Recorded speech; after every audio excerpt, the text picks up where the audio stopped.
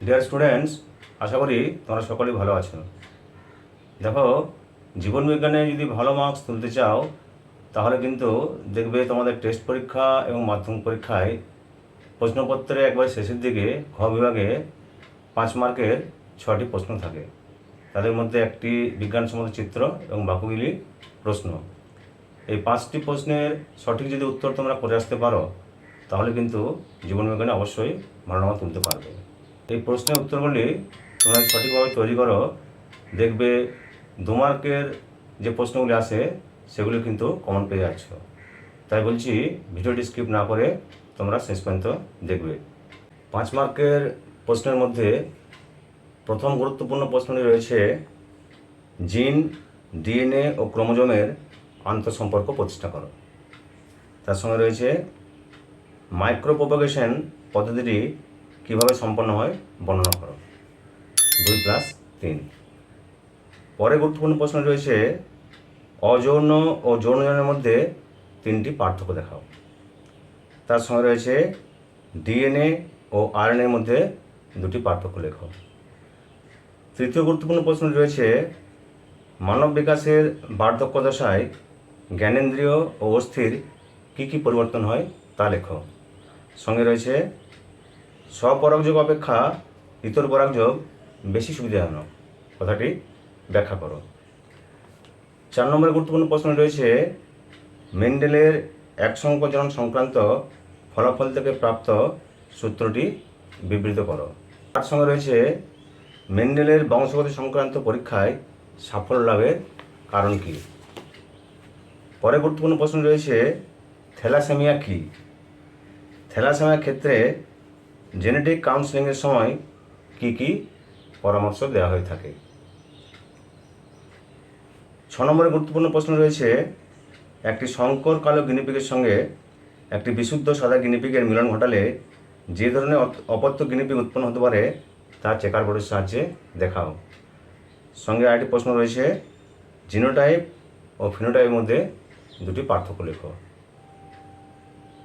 7 নম্বরের যে গুরুত্বপূর্ণ প্রশ্ন রয়েছে ল্যামার্কের অভিব্যক্তি সংক্রান্ত তত্ত্বের উপপাদ্যের প্রধান 2টি বিষয় বর্ণনা করো। মরু পরিবেশে ক্যাকটাসের অভিযোজনগত বৈশিষ্ট্যগুলি উল্লেখ করো। এগুলি সবই কিন্তু 2+3 বা 3+2 5 মার্কের প্রশ্ন। পরের গুরুত্বপূর্ণ প্রশ্ন রয়েছে সমসমস্ত ও সমবৃত্তীয় অঙ্গের অভিব্যক্তিগত তাৎপর্য উদাহরণের সাহায্যে ব্যাখ্যা করো। সঙ্গে রয়েছে একটি রুই মাছ কীভাবে জলের উপরে ভেসে ওঠে বা জলের গভীরে ডুবে যায়।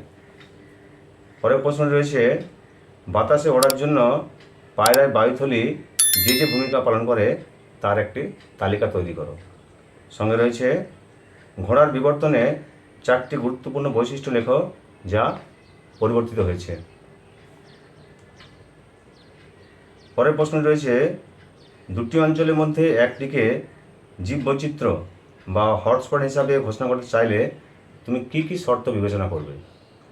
তার সঙ্গে রয়েছে ভারতীয় একশৃঙ্গ গন্ডারের সংখ্যা বাড়ানোর জন্য 2টি সংরক্ষণ সংক্রান্ত পদক্ষেপ প্রস্তাব করো। পরে গুরুত্বপূর্ণ প্রশ্ন রয়েছে অ্যাজমা বা হাঁপানির কারণগুলি কী কী। তার সঙ্গে রয়েছে পিপলস বায়োডাইভার্সিটি রেজিস্টার বা পিবিআরে জীববৈচিত্র্য সংক্রান্ত যে প্রধান বিষয়গুলি লিপিবদ্ধ করা হয় তা উল্লেখ করো। পরে গুরুত্বপূর্ণ প্রশ্ন রয়েছে জীববৈচিত্র্য সংরক্ষণে ক্রায়ো সংরক্ষণের ভূমিকা কী। সঙ্গে রয়েছে চোরা শিকারের ফলে কোন কোন প্রাণী বিপন্ন তার একটি তালিকা তৈরি করো। পরের প্রশ্ন রয়েছে জীববৈচিত্র্যের সংখ্যা হ্রাসের সঙ্গে অতি ব্যবহারের সম্পর্ক 2টি উদাহরণের সাহায্যে ব্যাখ্যা করো। সঙ্গে রয়েছে এক্সিটু ও ইনসিটুর মধ্যে পার্থক্য দেখাও।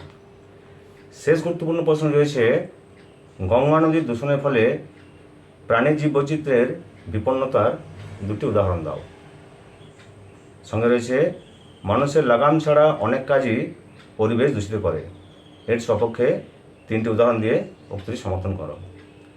এই কয়েকটি প্রশ্ন তোমরা যদি ভালোভাবে উত্তর তৈরি করো দেখবে 5 মার্কের প্রশ্নে তোমাদের কোনো অসুবিধা হচ্ছে না। এই প্রশ্নগুলি তোমরা 2 মার্কের ক্ষেত্রেও কমন পেয়ে যেতে পারো।